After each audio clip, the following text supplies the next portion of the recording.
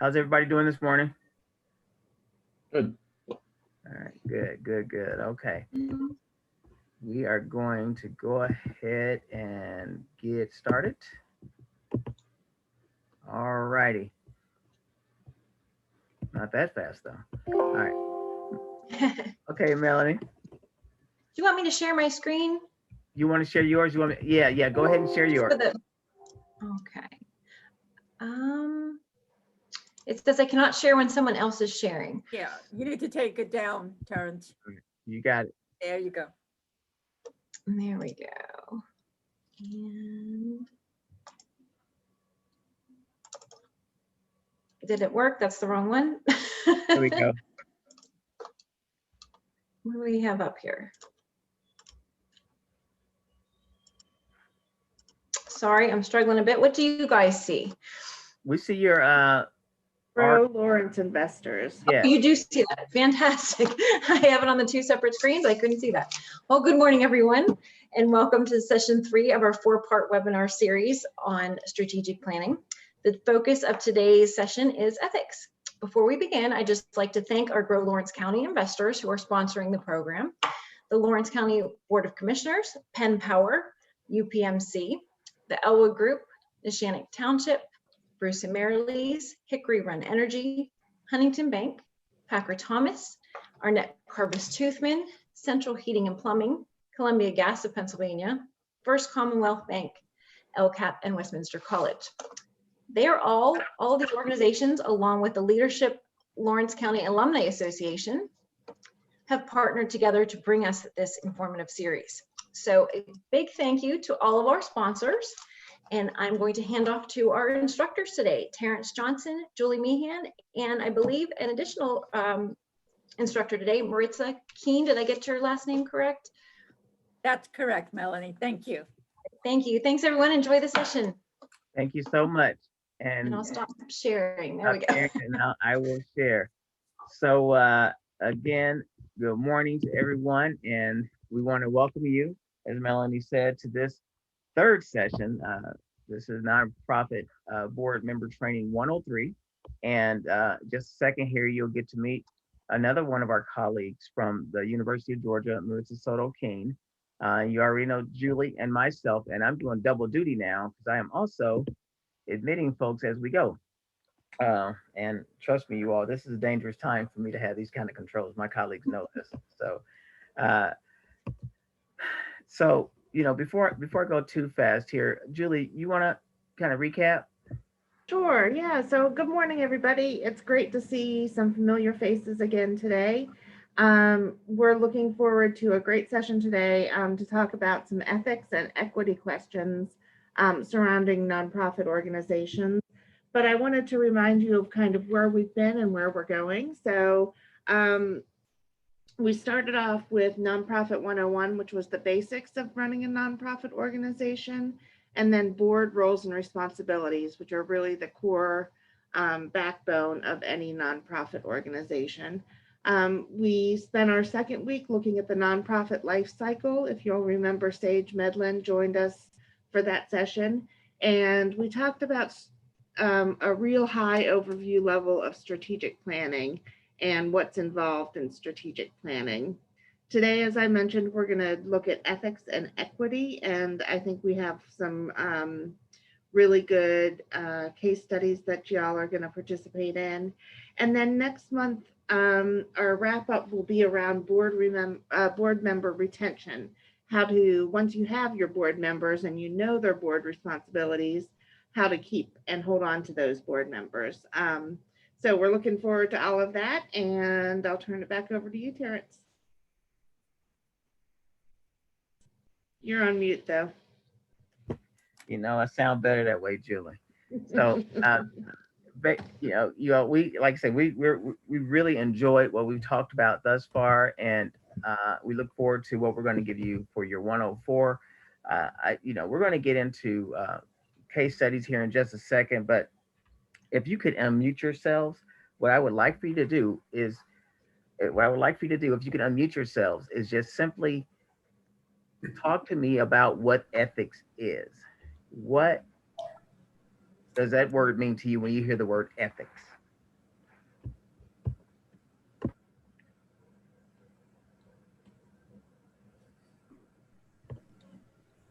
And don't use your Google machines and all that stuff. Just off the top of your head, what does ethics mean? My moral compass. Ooh, say more, Linda.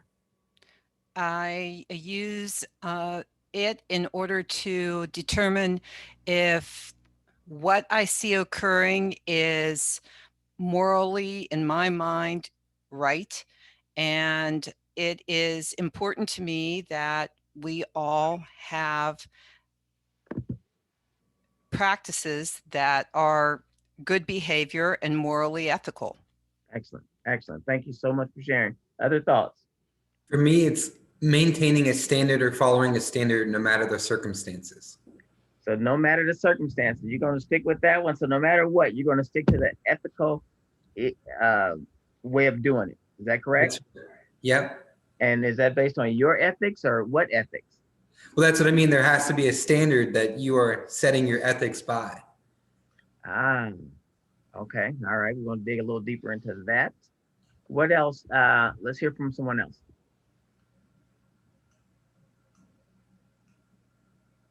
Terrence, Yeah. you've got a note on the notes. I see, Yeah. Can you yeah, get, what does it say, Julie?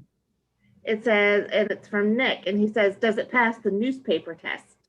He can't get his microphone to work. Nick, Does that it pass the does it pass a newspaper? newspaper test? That's a good one, Nick. I like that. Is there another one in the chat? Nope. Okay. All right.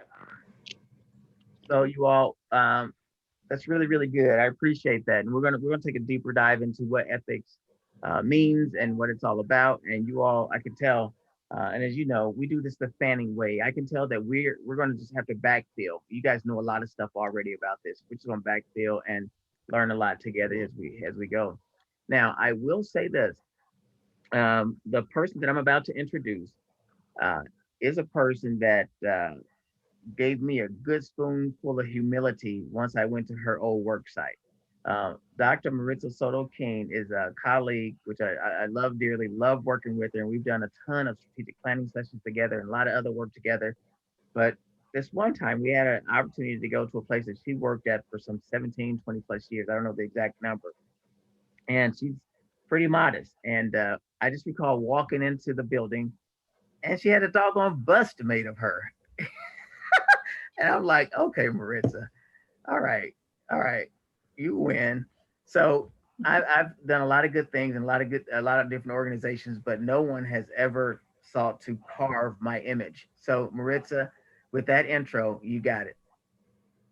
Gosh, Terrence, thank you so much, I think. So I just want you to know that wasn't me when I left. That was something that the organization did, of course. So it's always very nice. And I had them tuck it into a corner because I couldn't convince them not to do that. But so let me tell you, so like Terrence said, my name is Maritza. I've been here at the Fanning Institute about 14, 15 years and work principally with nonprofit organizations.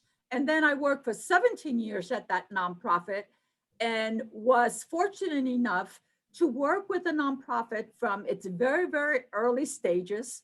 So very early in what Sage talked about last time in terms of the nonprofit life cycle to a mature organization.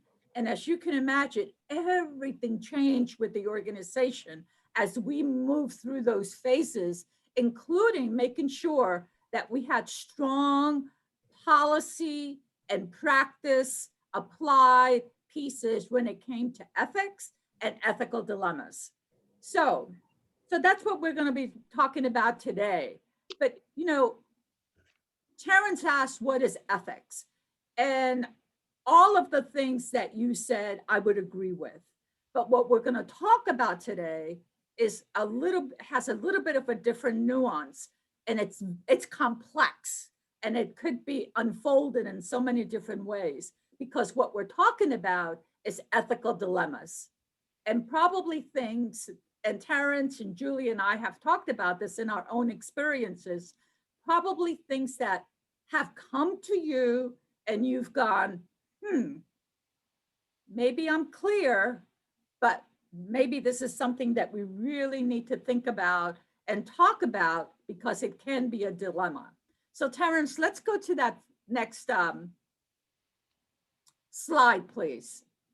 All right. So here, you know, it's not unusual for nonprofit execs, for nonprofit organizations to experience these dilemmas. And when the key to it being a dilemma, and when we talk about it being a dilemma, is that sometimes, even when having our standards, and I think Craig, you said that, here are our standards, sometimes there could be more than one quote unquote right answer. And so you really have to look at, again, at that policy and practice. And so a lot of times ethical scholars will say that the dilemma is because it can be a right dilemma. It can be things that we need to look at, and like I said earlier, unfold in order to see what the issues are and how we handle those. When it's right, wrong, when it's legal, illegal, ethical, or unethical, it's a little bit easier to kind of say, here's how we need to handle it. But let's talk today about some ethical dilemmas. And so, Terrence, what we're going to do is that we have very short case studies. They're just in one slide, but we have some questions after the case study for you all to consider as you look at every one of these very short ethical dilemmas that can and have happened in organizations. Terrence, you want to go ahead and see about how we're going to do that in breakout rooms? Absolutely. So if you have your phones nearby, if you can take a picture of the slide that you see in front of you, because you will need it in your breakout room. We greatly appreciate that.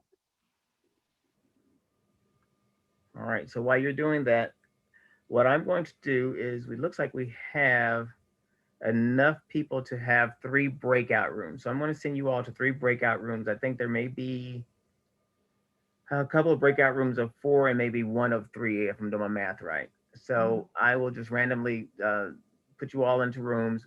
And as Maritza said, you're going to have a discussion, and she's going to give you some questions that you need to answer. You'll be in your rooms for right about 8 minutes or more, and then we'll bring you on back. So Maritza, what are the questions that they're going to have to answer? So for each one, so like, as you could see, each little case study is about 8 sentences. But what we want you to do is kind of look at the questions underneath those 8 sentences. So for this one, around board member Porter, and he's the outside the box thinker. And as you can see, he was quoted on a controversial federal health policy, and the funder, okay, has called the CEO of the organization and say, kind of, hey, what's up? Is this your view? So we're going to look at, what is the issue? What's the dilemma? What should the CEO or executive director say to the funder? And how should the situation be handled with that board member? And look at, and these are questions for you all to consider, and there may be others. What's the policy or practice that this scenario kind of lifts up? That's it, Terrence. Thank you so much. All right, so I am going to send you to your rooms if you do not have any questions. Any questions for clarification at all? Hearing none, I will be sending you to your rooms.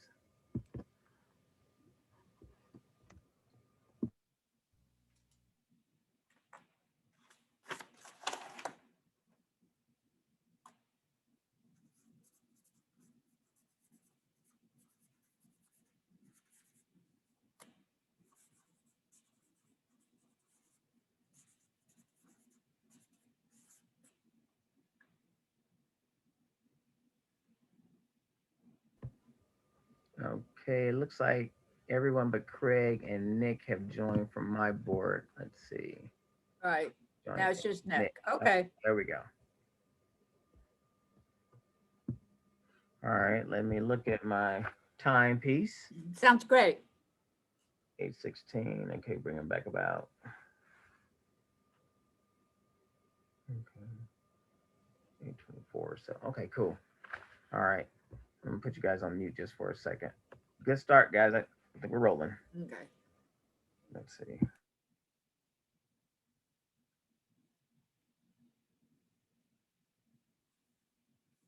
How much time do you need, Terrence, at the end? No For more three- than 10 minutes, and Okay. I will be you know, it'll be a filibuster at that point. Okay. Yes. So yes. So okay. It will.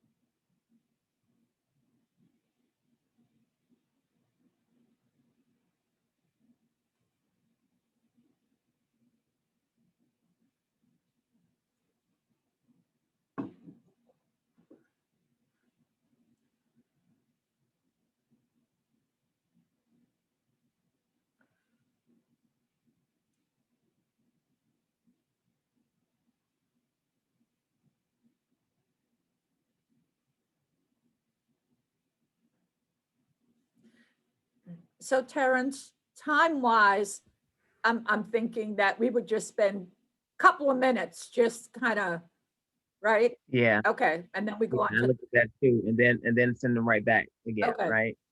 I was thinking that too, and I was thinking after the first 8 minutes, then the rest of the groups, depending on the conversation, we may not hold them for 8, maybe 6 or 7 I minutes. was gonna say, I think 6 minutes is more than enough, Terrence. Yeah. And then, so we could get through all three and then still have time, and that still gives enough time for wrap up and everything else. I was kind Yeah. of doing my little math too, so Yeah, 6 minutes, I yeah. think, and you could, I don't know how much time, but I would say bring them back in 6 minutes, 7 Perfect. minutes. Okay.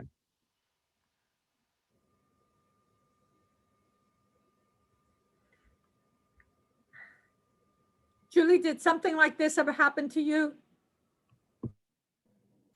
Trying to think. I think smaller towns, they're less likely to have the big funders that say what the heck's going on.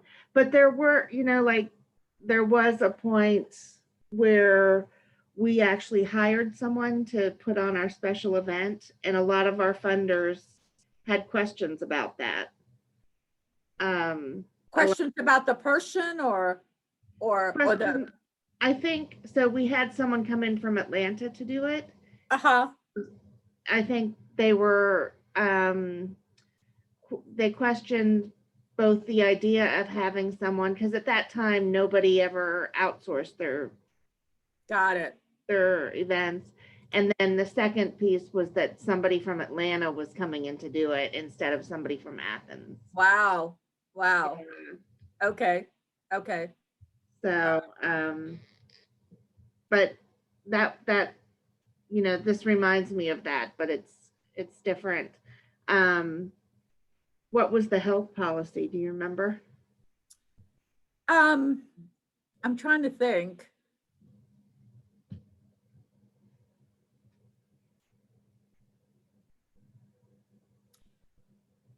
I can't, it might have been something around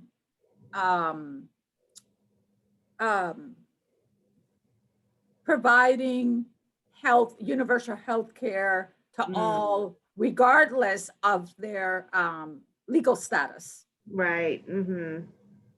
Yeah. Yeah, that would make sense. And that, all that kind of stuff. So I don't, and I can't tell you that I remember exactly what the quote was. Yeah. But what I did find out later was that this person was setting himself up to run for public office. Oh, yeah. So that the issue became, became with this person that he could not speak for the organization. Or else I Mhm. would have had 20 board members, each of them speaking for the organization. Right, in their So- own way, yeah. Yeah. And so what he said was, I didn't say that I was with the Latin American Association. They wrote it up that way. And I said, that's the issue, Right, right? right. So as long as you're on the board and people are going to put that, and we had to go to the board and have that conversation. Mhm. So you have to be really aware that it becomes the organization's stance as opposed to your individual one, Yeah, right? because they're so associated with it. Yeah. So you all, just let you know, about 30 seconds or more ago, I gave them a 1-minute warning, so they'll be coming back in just a little bit. Yeah. Okay. And here, it could be any issue that can bring some kind of controversy to the organization, and you can take controversial stances. That's not the issue. Having the conversation and making it the organization's stance is what needed to make sure, needed to happen, Right, right? absolutely. Did you come out with a formal stance on that issue? Do you remember? Well, not, so again, so what we did, it was not necessarily that issue. It was, the policy was that only the executive director Could was, speak on behalf. could speak for the organization. And so some of the board members didn't like that. Mhm.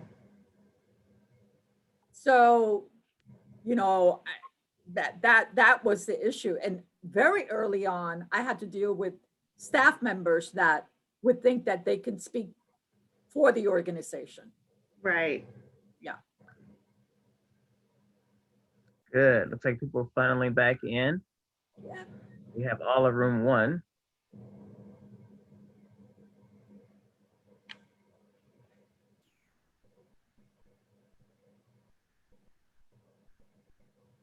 All right. Before we debrief this, I have a question. Was that enough time? We gave you a little less time than we said initially. Was that enough time to talk? Yes or no?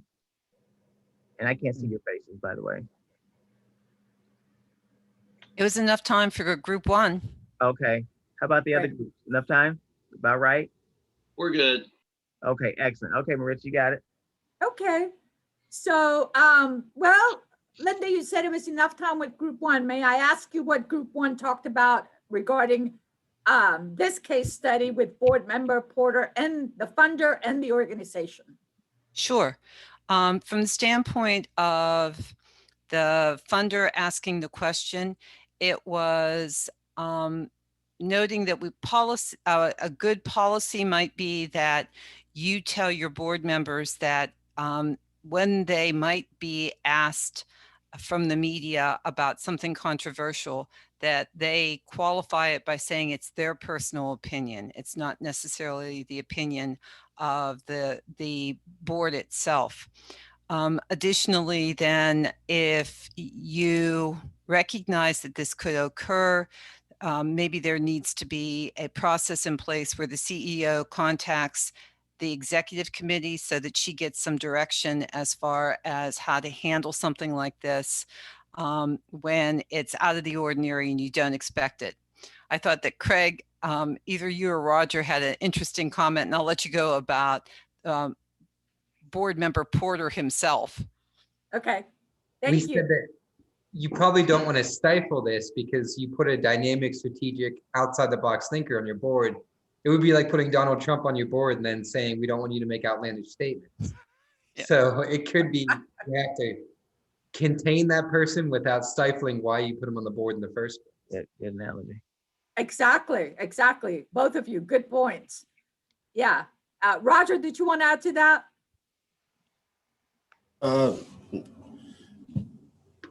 My only comment is that as long as it was done in the right context, I think it just makes everybody think a little bit about the the policies and procedures that you already have in place and how to use them. And should you have policies for policies? You know, and where does it end at, you know? Yeah. Yeah. Yeah, okay, all right, thank you. If we could hear briefly from one of the other groups, what did y'all talk about? This is group 3. We, in regards to what policy or practice questions does this scenario raise and how should they be addressed? Does it violate the mission of the organization? Are there policies and practices regarding a board member stepping out and communicating on their own? What is the actual position of the organization on that particular issue? And if it is a severe violation, would it be worthy of terminating the board member? But at the same time, like somebody else had said, it's somebody who is outspoken and their opinions are valuable, but it can't represent the board unless that's an official stance. Right, exactly, thank you. All right, somebody else maybe in that third group? Something different? Nothing particularly different. We had a little audio issues with microphones, so we were putting them in the chat anyway. But you know, I think the general consensus was that you know, asking a board made up of a bunch of individuals, you know, who are probably leaders in the community to not speak to the media, you know, without checking for, I mean, that's not feasible. Thinking of our own board and the people that are on it, they're going to get asked these types of questions. Len Rich, I'll throw out there as an example. I mean, he has, you know, just part of his job, he has to speak to the media. So I thought, you know, just in education, agenda point to talk about, you know, what happens when you do speak to the media, and maybe thinking about same thing, you know, if you could clarify it possibly in that statement, but does the media even print what you say, that it's only your view? You know, I don't know. I think that's a touchy subject, but I don't think you could, you can finish it with policy. Yeah. You know, and something like this, and it may be the case with your organization, but only the executive director or CEO in this scenario was authorized to speak to the media on behalf of the organization. Because like you all are saying, a lot of issues were vetted through the organization, and then the board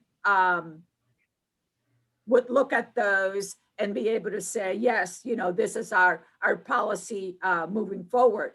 But there had to be one spokesperson for the organization. And so for this organization, it was the executive director, even though there were some fabulous board members, but we kind of had to have, this is the issue and this is how we handle the issue. And it was, something like this is interesting when you have a funder that gives you a call, a major funder, and says, hey, what's going on here? So with a board member like this, one of the things is to, like you guys have said, please make sure that you say that you're not talking for the organization, but also they need to be aware that they're going to be associated with that organization when they do make statements. So they need to be extra aware of what it is that they say to the media. All right, so let's go ahead and go on to the next one, Terrence. Okay, so I don't know if something like this has happened in your organization, but here's a case study where there was a staff member who was actually friends with somebody on the board, okay? And so that staff member was, had a performance review, and she was unhappy with both her performance review and her organization. She spoke about it to the board member in one of their social outings, and the board member told the CEO and said not to discuss it with Lucia. Okay, So what's the dilemma? How would you suggest the situation would, is handled? And what questions does this scenario raise? Okay, we're clear on what the situation is? Yeah,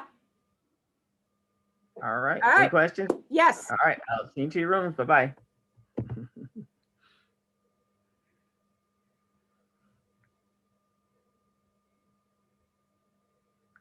So you all, just as a reminder, as they're going to their rooms, the recording is going the entire time. So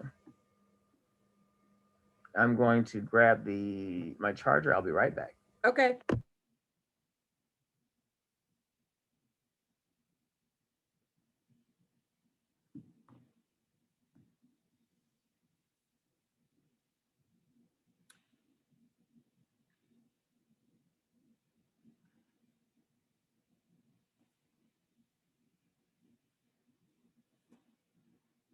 Hey, Julie, what do you think for this last one? We have one more. Timing wise, why don't we just do the last one as a one group, a large group? Yeah, I was gonna suggest that. Okay, I think timing wise, that's perfect. okay, Take another 6 minutes and then it'll be 20 till. okay. And then this last one would be, yeah, we could discuss for a few minutes, just as a large group.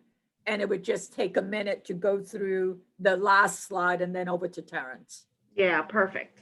Okay, Sounds good.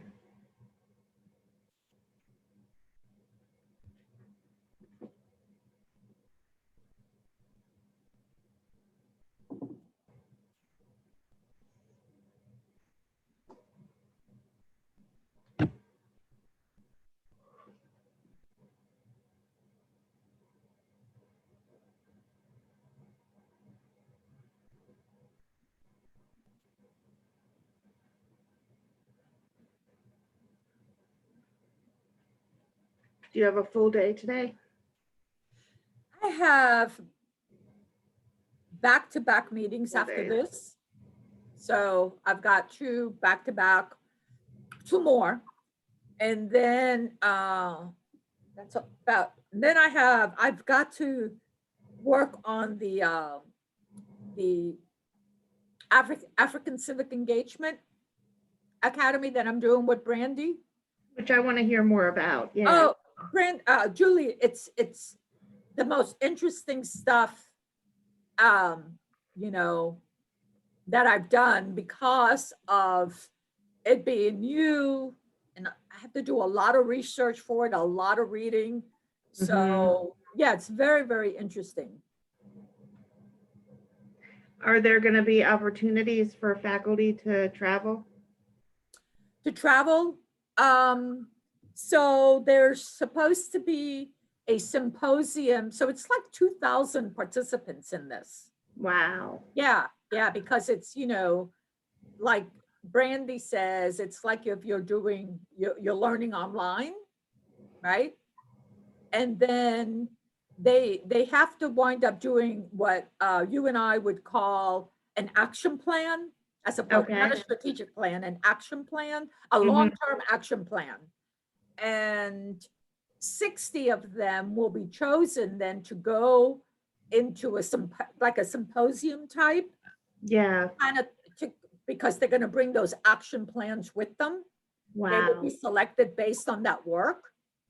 And I think it was like, you know, it depends on of course, where the pandemic and everything. I'm not sure if it was this year or in 2022 to travel to Uganda. Wow. You know, and I think Brandy already has a passport ready and her suitcase packed. I bet she does. She's ready. Yeah, you know her. So yeah. Did you go to, was it Kenya? Didn't Fanning have a faculty trip years ago? Well, I think it was who traveled there for something? Ray, Was I it think. Ray? Ray. Yeah, yeah. But she took people with her, right? I don't remember because I was here, but I don't remember. Okay. I don't remember. Okay. How many minutes are we in? I think Are they ready to come back? Yeah, I think. Terrence, you ready to bring him back? Yeah, they already have the warning. Okay, and Terrence, Julie and I were saying, we'll take that last one and discuss it as one big group. Yeah, So that, yeah. okay? Yep, yeah, I heard you guys. I was just getting chargers and stuff. Okay, all right. Didn't know if you heard, wanted to make sure. Oh, no problem.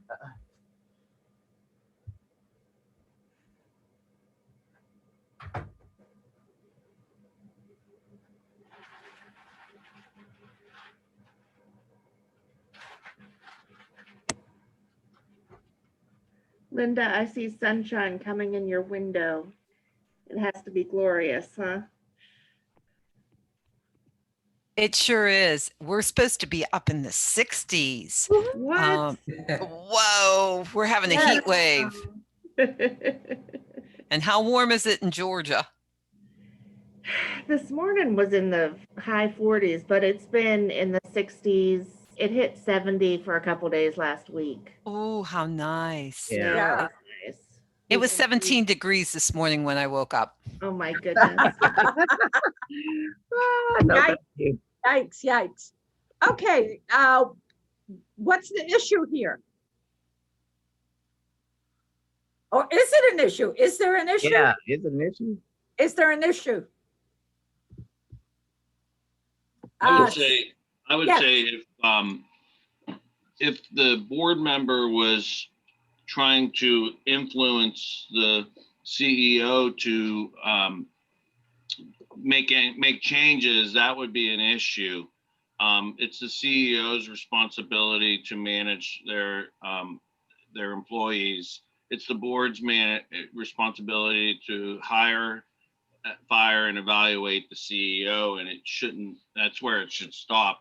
But at the same time, it is helpful for the CEO to be appraised of issues that might be occurring that they might not be aware of. So it's the matter of influence, I would say. Okay.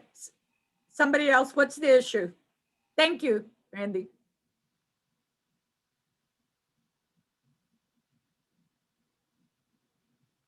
Okay. I'd agree. I'd agree with Randy. I mean, I think, you know, that's pretty much the issue, is that it's a little hearsay. It's outside, you know, it's a social function brought back into the organization. You know, you don't have all the information. You probably, you know, the advice should have been to Lucia to go bring that directly to the CEO, not, you know, but like Randy said, that's, you know, it's, if the board members bring it because it's just informational, that might be good information to have, but it's still not necessarily the right way to do it. Right. What about when the board member asked the CEO not to let Lucia know that she had this conversation with the board member? Yeah, that's one I cued in on. I consider it kind of a tone at the top type issue. It was, you brought up an issue and said don't mention it, so why even bring it up? Right. Yeah. Right. Yeah, that's, it's hard to dissect there and the appropriateness, because it doesn't say what the outcome was, like what happened based off of it. But it's, again, we looked at it as, if the board member's trying to use influence for their friend, that's inappropriate.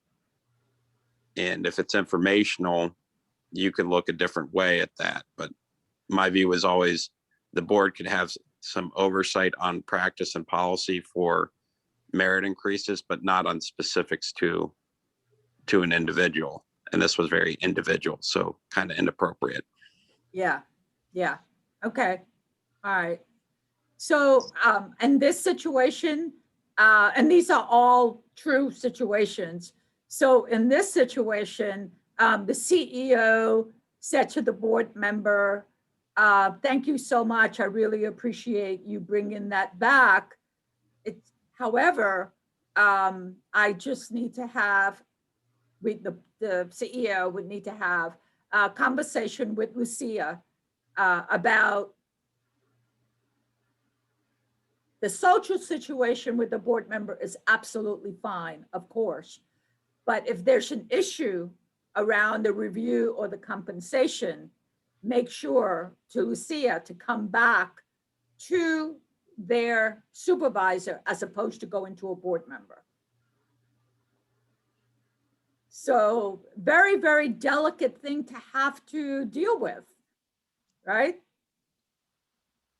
But one of the things that you don't want as a CEO is your staff going to your board with a situation such as this. Okay.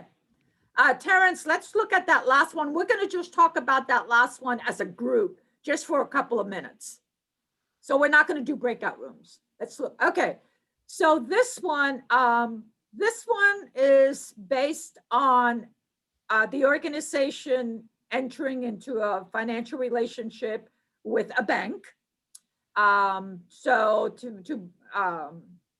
and for them to build their new headquarters, they did solicit bids, so all good, from 3 major area banks, and selected one.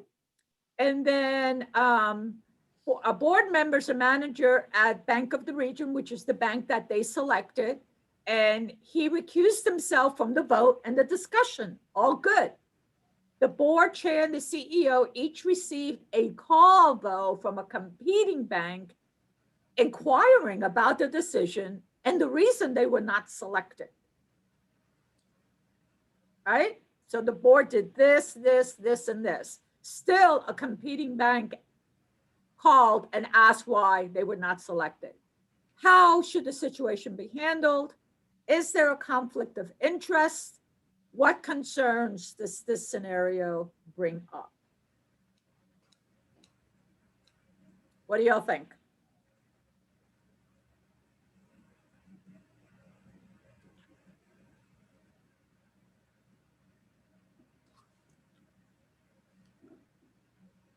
So if you unmute, I'm going to see you unmute and I'm going to ask you. So I just want you to know.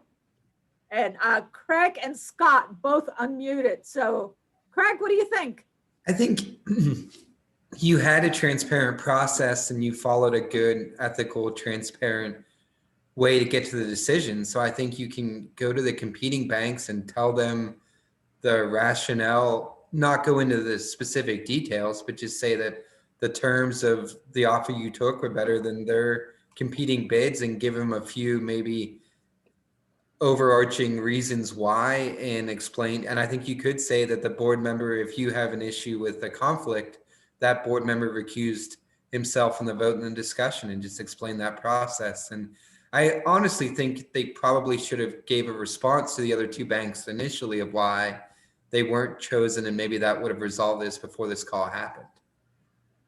Great idea. Exactly. Yeah. Like that a lot. Yeah. Scott, were you going to add anything? I mean, basically the same. Yeah. Except again, I think it's a great idea to, have put out to the other 2 banks as to why, which I hadn't thought about. But yeah, no, I mean, I think they had a solid process and they followed it, and they need to communicate that that's what they did. I don't see a problem. Right. Right. Is there a conflict of interest anywhere in there? I've had these happen a lot with bids, and a lot of people call up with bids on this. So I think this is where you lean on process for your communications. So it is a strength when you communicate you weren't selected. You dig yourself in a hole where you start to talk too much about your process when someone solicits, particularly that kind of solicitation.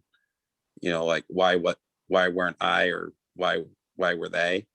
And they're trying to dig more information. And that's why I'd say a good crisp, thank you for your bid and application. We've selected through our process this bank. We look forward to potentially doing business with you in the future for other bids and opportunities. That you close it down pretty well on that. I know this is a small, like, relationship-based place, But when they're asking those questions, it usually just creates problems. Right, right. Yeah, so you guys, yes. So there was a solid process. It seems that any conflict of interest was handled and everybody kind of felt good about, the outcome. And then there's another bank kind of questioning, what happened here. And I know so-and-so is on your board, et cetera. All the process was recorded in the board minutes. And that was really important to have every single piece recorded so that if anybody asks, you have that information. And then Craig, like you said, really important to get back to the people that were in the run for this bid so that people know and you get in front of any issue as opposed to having to handle it on the backside. Okay, great. Terrence, we have just one other slide before I turn it back to you.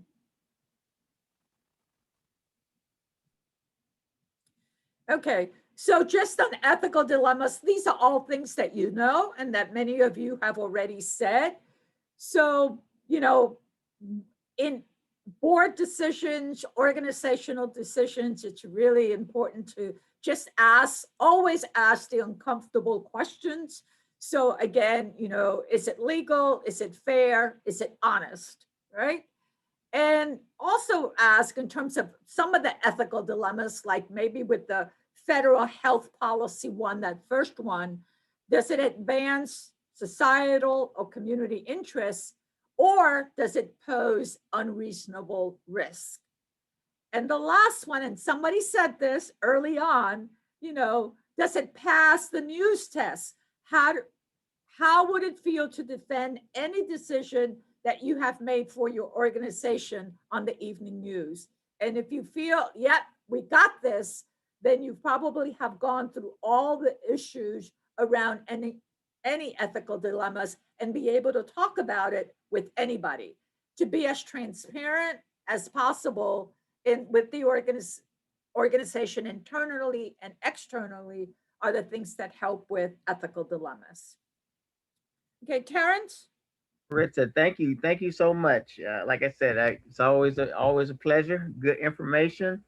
And you all, those are all real live cases. Names have been changed to protect the innocent and all that other good stuff, but that was all real. I do have a couple of questions before I go to my final couple of slides. And if you all would unmute yourselves, I would like to cause some uncomfortable tripping over each other's words and that kind of stuff, something to make me feel like I'm like around real humans. So just kind of create a different environment. So you all, when you think about ethical issues, what types of behaviors or things cause those ethical issues to raise their ugly heads time and time again? What's the source? Just throw them out there. Personality. What are some sources of ethical issues? People, I What's think that? a lot of times it's just people's, own personal behaviors and personalities sometimes. Yes, when they bring their own agenda, and then that's sprinkled with their personality. their Yes. value What base, else? yeah. Good. Or lack thereof, right? Good. I think What else? procrastination or not following the details kind of backs you into a corner sometimes when you have to make the unethical decision. Good job, good answer.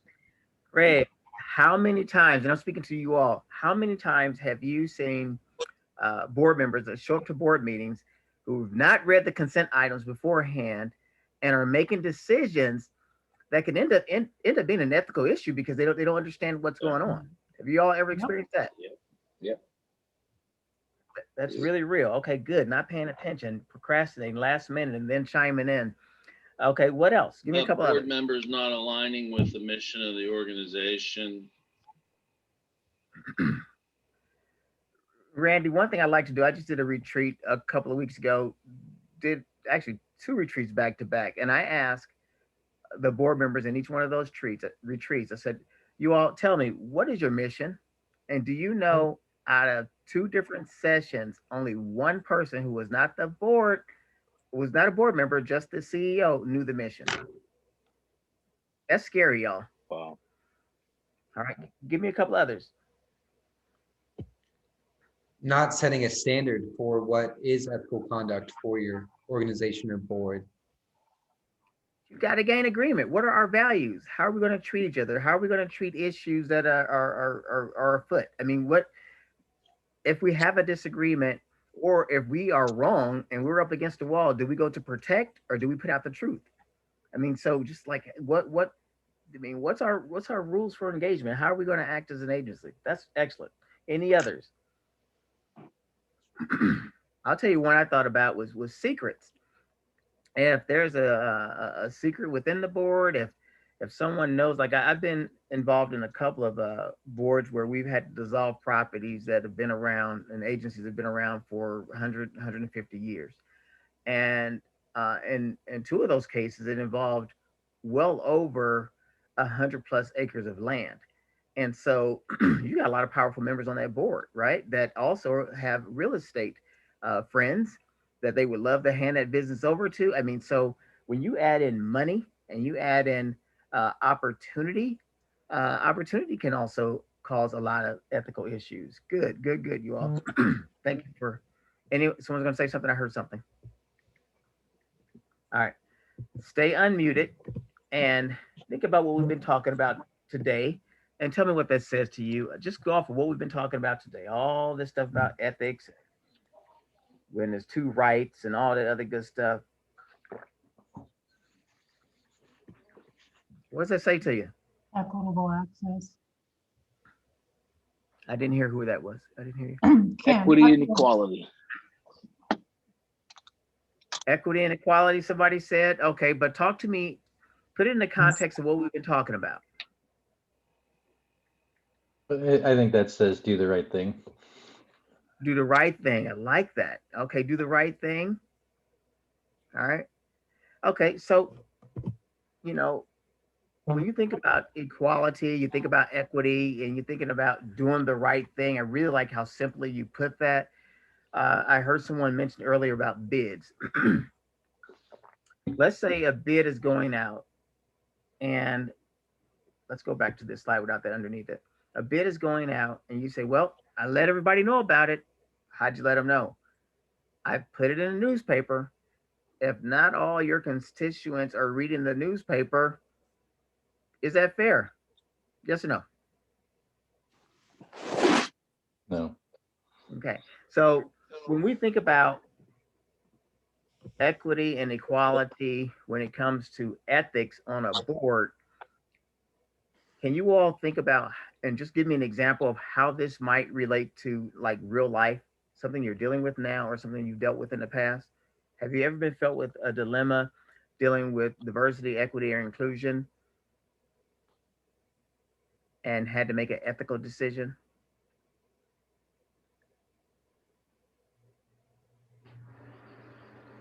Ever? And we talked about last time, we did a little bit, just a little bitty blurb. You guys let me know that your community is 97% Caucasian, which I'm sure that you still have diversity in other ways up there, diversity with, gender, for sure. You have diversity with socioeconomic classes. Diversity is all over the place. But when I think about, ethics, when it comes in, I'm going to give you guys an ethical question. Let's just say you have an opening. Let's just use an organization. Let's not even use a board. Let's say you're a CEO over an organization. You have an opening. One of your charges is to bring in the best qualified applicants, but at the same time, you have just about 100% white staff. You have a Black applicant, you have a Hispanic applicant, you have a white, so you have white, Black, and Hispanic applicants. So these applicants are there, and hands down, the white applicant has what it is you feel you need. The Black applicant and the Hispanic applicant, they are extremely close to what you need, really, really close. But that white applicant has just that piece you were looking for, and not anything that you can define on paper because they all were equal on paper. What's the ethical dilemma? What's the decision that needs to be made? What has to happen? What is true equity and equality in that situation? Come on, y'all. You're unmuted. So I'll go at that one. One, I would say, if you have a value within your corporate structure of diversity and inclusion, and you got a program, it's pretty easy to say what the answer is you go with the equitable choice. But I would just go into the framing you don't, and that's a very hard decision to make. Yeah, it is. Yeah. So I could say for First Energy, we do have a diversity and inclusion program. So on all things are equal on paper, our perspective is if we're missing that part of our mix, that's an intangible that probably is worth making the diverse and spreading our base and bringing somebody from a different perspective in. But that's something that we build up programmatically. If you're a smaller place that hasn't, and you don't really go with that one, you're probably going to make the other choice. Yeah. Any other thoughts on that? Thank you. Very, very good. I think some of it depends on if you can tangibly say what that thing is that the white applicant has, and is it something that you can develop, or is it something that is so intrinsic that you need that characteristic and you need to hire that person because of it, no matter what down the road you could train or develop. Yeah, good stuff. Any other thoughts? Great one, Craig. Thank you. Do you all want to know the correct answer? The correct answer is there is no correct answer. It's difficult. It's hard. And I think that the ethical answer to me is always what is for the greater good. Like Maritza said early on, when you have right and right, it makes it hard as heck to make that decision.